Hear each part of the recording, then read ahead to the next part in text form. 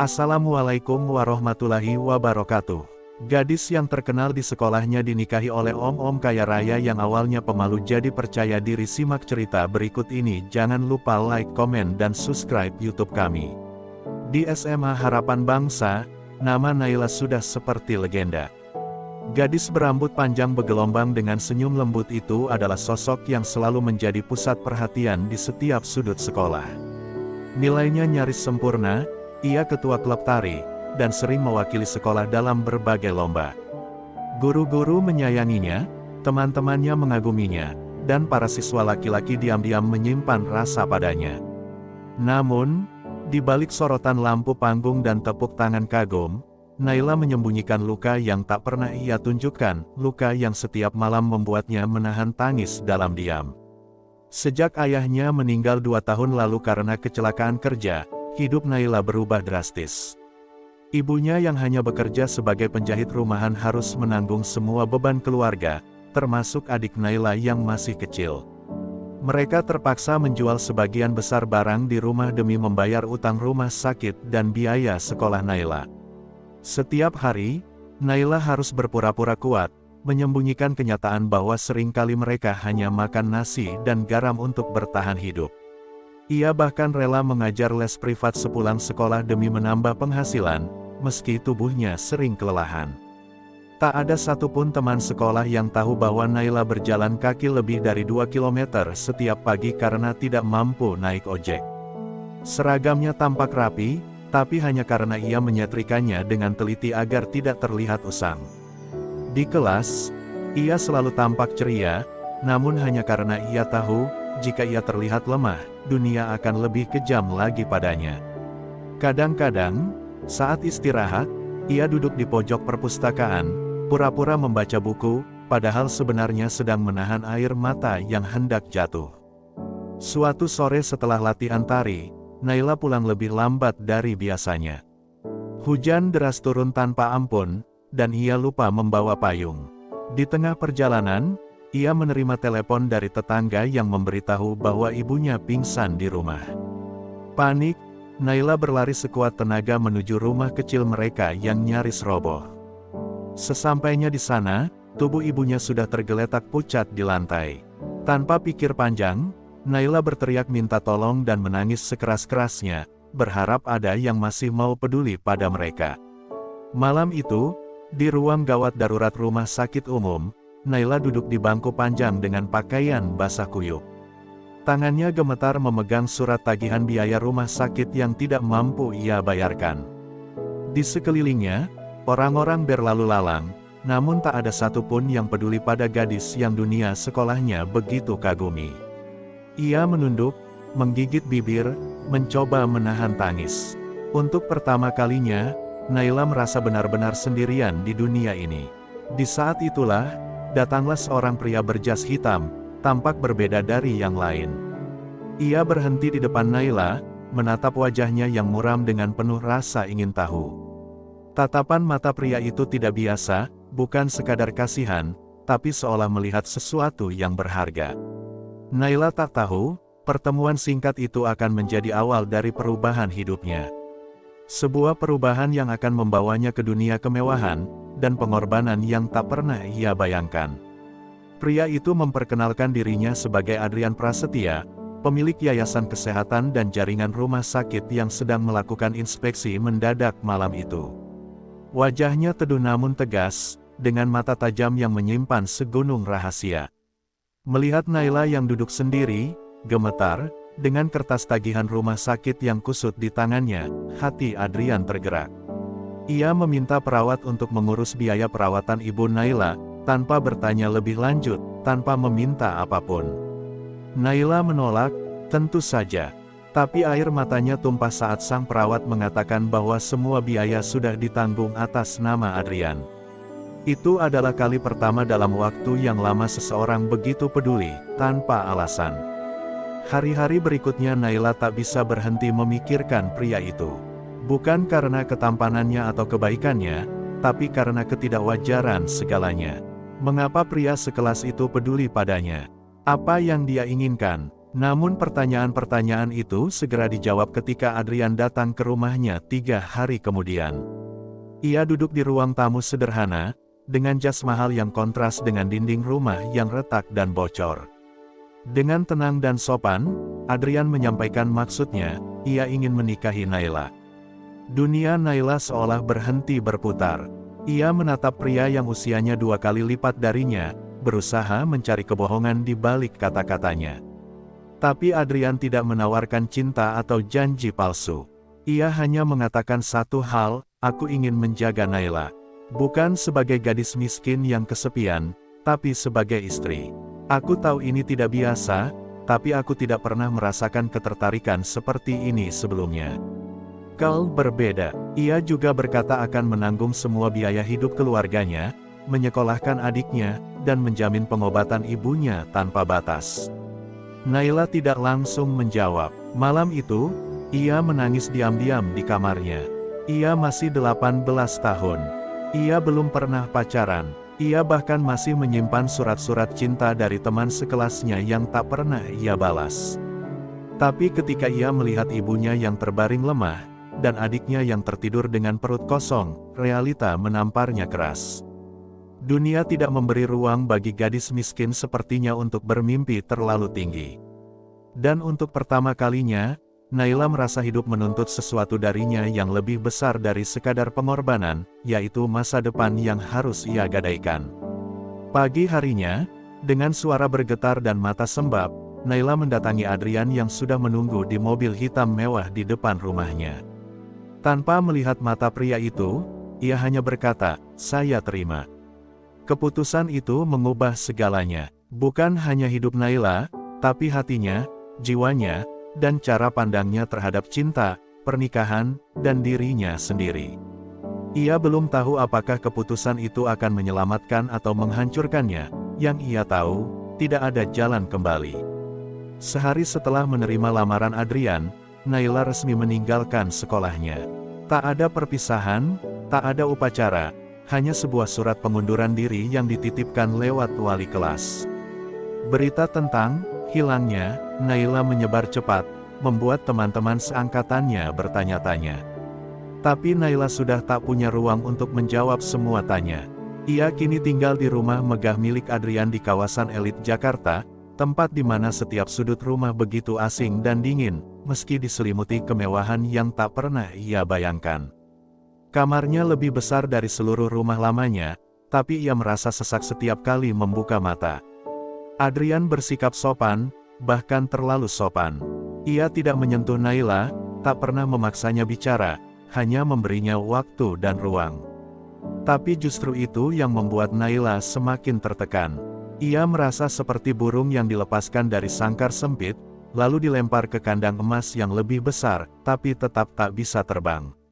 Ia mulai merindukan suara gaduh pasar dekat rumahnya, bau keringat ibu saat menjahit, dan senyum adiknya yang selalu membuat hatinya hangat. Di rumah Adrian, semuanya terlalu tenang, terlalu steril, terlalu sempurna, dan Naila tak tahu di mana dirinya dalam kesempurnaan itu. Setiap malam, ia menangis dalam diam. Ia menatap cincin berlian yang berat di jari manisnya, bertanya pada diri sendiri, benarkah ini jalan terbaik? Kadang ia ingin kabur, kembali ke rumah lamanya, tapi kemudian ia teringat biaya pengobatan ibunya yang kini terjamin, serta adiknya yang mulai bersekolah di tempat yang lebih layak. Semua yang ia cintai sedang hidup dengan baik, tapi mengapa ia sendiri merasa mati perlahan-lahan? Dalam sunyi kamar megah itu, Naila mulai merindukan versi dirinya yang dulu, gadis sekolah biasa yang tertawa meski hatinya luka. Adrian, meski pendiam, bukan pria bodoh. Ia menyadari bahwa Naila belum sepenuhnya hadir dalam pernikahan ini. Suatu malam, ia duduk di teras bersama Naila yang sedang diam menatap langit. "Kamu boleh membenciku," katanya pelan. "Aku sadar mungkin aku egois, menikahi gadis semuda kamu. Tapi, aku tidak pernah ingin menjadikan kamu boneka. Aku hanya ingin kamu merasa aman." Naila tak menjawab. Kata aman terasa asing. Apakah benar ini rasa aman, atau hanya ketakutan yang dibungkus dengan keindahan? Di hari ke-40 setelah pernikahan mereka, Naila bangun dengan tubuh menggigil dan demam tinggi. Tak ada yang tahu betapa keras tubuh dan jiwanya menolak semua ini. Ia jatuh pingsan di kamar mandi, dan saat sadar, Adrian duduk di sisi ranjang, menggenggam tangannya dengan cemas. Untuk pertama kalinya, Naila melihat pria itu menangis, bukan karena takut kehilangannya, tapi karena ia sadar, gadis yang ia nikahi sedang sekarat di dalam, bukan karena sakit fisik, tapi karena luka batin yang terus membusuk. Dan disitulah, untuk pertama kalinya, hati Adrian benar-benar remuk. Setelah jatuh sakit, Naila menjalani perawatan di salah satu rumah sakit milik Adrian. Semua fasilitas terbaik disiapkan untuknya, kamar VIP, dokter pribadi, hingga makanan bergizi 3 kali sehari. Namun, Naila merasa seperti pasien yang sedang disiapkan untuk hidup yang bukan miliknya. Tubuhnya dirawat dengan sempurna, tapi jiwanya tetap terluka. Setiap kali ia membuka mata dan melihat dinding-dinding putih berkilau, ia merasa makin jauh dari dunia lamanya, dunia di mana cinta dan kesederhanaan masih punya tempat. Dunia ini terlalu sunyi, dan dalam sunyi itu, Naila merasa tidak ada yang benar-benar mengenalnya. Setelah pulih, Adrian membawanya berlibur ke luar negeri, ke tempat-tempat yang dulu hanya bisa ia lihat di majalah, Paris, Tokyo, bahkan Santorini. Ia dipakaikan gaun-gaun mahal, berjalan di red carpet acara-acara bisnis, duduk berdampingan dengan para istri konglomerat yang melihatnya seolah ia hanyalah mainan baru. Mereka tersenyum palsu, berbicara dalam nada sopan yang menusuk hati. Naila tahu mereka menganggapnya pernikahan aneh, perempuan muda dari latar biasa, menikahi pria yang bisa jadi ayahnya sendiri. Di balik senyum, mereka mencibir. Dan Naila hanya bisa menunduk, pura-pura tidak mendengar bisik-bisik menusuk itu. Di rumah mewah tempat mereka tinggal, Naila memiliki semua yang bisa diinginkan seorang wanita, ruang ganti penuh koleksi pakaian desainer, mobil pribadi, bahkan pelayan pribadi. Namun kamar itu dingin, bukan karena AC, tapi karena ia tidur di sisi ranjang yang selalu kosong. Adrian tetap menjaga jarak, meski sudah menikah, ia tidak pernah menyentuh Naila tanpa izin. Bagi dunia luar, mereka pasangan glamor, tapi di dalam rumah sendiri, mereka seperti dua orang asing yang hidup di dunia masing-masing. Terkadang, Naila duduk berjam-jam di tepi kolam renang, menatap air tanpa suara, bertanya, apa sebenarnya yang sedang ia jalani. Malam-malam mereka dipenuhi keheningan. Naila sering melihat Adrian bekerja larut malam, matanya lelah tapi ekspresinya selalu tenang. Ia tidak pernah marah, tidak pernah memaksa, tapi justru itu yang membuat Naila semakin bingung. Andai saja Adrian jahat, mungkin ia bisa membencinya dan kabur. Tapi pria itu terlalu baik, dan itu membuat luka batinnya makin sulit sembuh. Naila bukan terjebak dalam pernikahan paksa, melainkan dalam pernikahan yang terlalu lembut hingga membuatnya merasa bersalah karena tak bisa mencintai suaminya. Suatu malam, ketika Naila sedang membaca di balkon, Adrian datang menghampirinya. Ia membawa secangkir teh hangat dan menyodorkannya tanpa bicara. Setelah lama terdiam, ia berkata pelan, "Kamu tidak bahagia, ya?" Naila menoleh, matanya berkaca-kaca. Ia ingin menjawab, ingin jujur, tapi tak ada kata yang bisa mewakili luka di dadanya. Ia hanya mengangguk pelan, dan untuk pertama kalinya sejak menikah, ia menangis di hadapan suaminya. Adrian memeluknya, tidak dengan gairah, tapi dengan ketulusan. Dan di pelukan itu, Naila sadar, mungkin di balik kemewahan yang dingin ini, ada ruang kecil di mana hatinya bisa mulai belajar merasa lagi. Sejak malam di balkon itu, sesuatu dalam diri Naila mulai berubah, pelan, nyaris tak terlihat, tapi nyata. Untuk pertama kalinya, ia merasa dimengerti, meski tidak dihakimi. Adrian tidak memaksanya mencintai, tidak meminta balasan dari kebaikannya, hanya terus hadir, diam-diam, tenang, setia. Setiap pagi, ia mulai menyapa Naila dengan senyuman kecil. Setiap malam, ia memastikan Naila tidur lebih dulu, menutup pintu kamar perlahan seperti seseorang yang tak ingin mengganggu mimpi orang lain. Rasa asing itu perlahan berubah menjadi kehangatan samar yang mengendap di dada Naila, meski ia belum berani menyebutnya cinta. Suatu hari, Naila jatuh sakit ringan. Tidak separah sebelumnya, hanya demam biasa.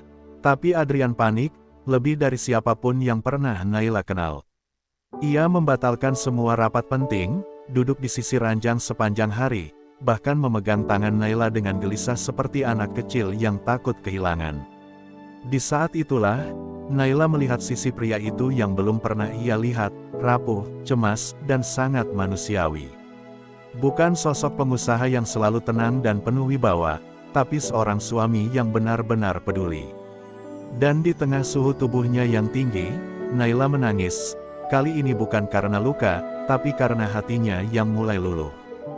Hubungan mereka berubah perlahan. Mereka mulai makan malam bersama di meja makan besar yang dulu selalu sepi. Naila mulai bercerita tentang masa kecilnya, tentang mimpinya menjadi penari profesional, dan tentang buku-buku puisi yang dulu ia sembunyikan di bawah bantal.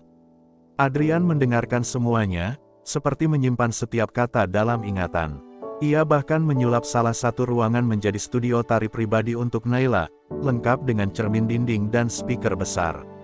Saat Naila melangkah masuk ke ruangan itu, ia berdiri terpaku, tak bisa berkata apa-apa, karena untuk pertama kalinya dalam pernikahan mereka, ia merasa dihargai. Namun cinta tak selalu datang dengan tenang. Ketika perasaan mulai tumbuh, begitu pula rasa takut. Naila mulai bermimpi buruk tentang ditinggalkan, tentang kehilangan kendali atas hidupnya lagi. Ia takut jika hatinya benar-benar jatuh cinta, maka semua ini akan berubah jadi luka baru. Tapi Adrian tak pernah mendesaknya. Ia hanya terus menunjukkan bahwa cinta tak harus datang dalam bentuk gairah membara, tapi bisa hadir lewat kesabaran, perhatian, dan pengorbanan tanpa syarat. Pelan-pelan, luka di hati Naila mulai sembuh, digantikan oleh perasaan hangat yang tak bisa ia tolak. Pada suatu sore yang hujan, Naila menari di studionya dengan mata tertutup. Gerakannya lembut, mengalir, seolah menumpahkan semua perasaannya ke lantai kayu yang dingin. Adrian berdiri diam di depan pintu, memperhatikannya tanpa suara. Ketika lagu selesai dan Naila membuka mata, mereka saling menatap lama, hening, dalam. Dan tanpa satupun kata, Naila melangkah ke arahnya, memeluk pria yang dulu ia anggap asing, dan kali ini, bukan karena rasa terpaksa. Di dada Adrian yang hangat, Naila akhirnya sadar, cinta tak selalu datang seperti ledakan. Kadang ia tumbuh pelan, tapi justru karena itulah, ia bertahan lebih lama. Tahun demi tahun berlalu, Naila kini tak lagi gadis pemalu yang duduk membisu di pojok kamar mewah. Ia tumbuh menjadi wanita anggun, penuh percaya diri, dan dicintai banyak orang karena ketulusan hatinya. Studio tari yang dulu hanya tempat pelarian kini menjadi ruang berkarya, tempat ia mengajar anak-anak jalanan yang ingin menari seperti dirinya dulu. Adrian mendukung semua itu, bahkan membangun yayasan seni atas nama Naila. Mereka bukan lagi dua orang asing yang hidup berdampingan dalam sunyi, tapi dua jiwa yang tumbuh dan saling menguatkan. Pada ulang tahun pernikahan mereka yang kelima, Adrian membawa Naila kembali ke rumah lamanya yang sudah direnovasi. Di sana, dengan latar belakang suara adik Naila yang kini sudah kuliah dan ibunya yang telah sehat dan tersenyum cerah, Naila menangis lagi, bukan karena luka, tapi karena syukur.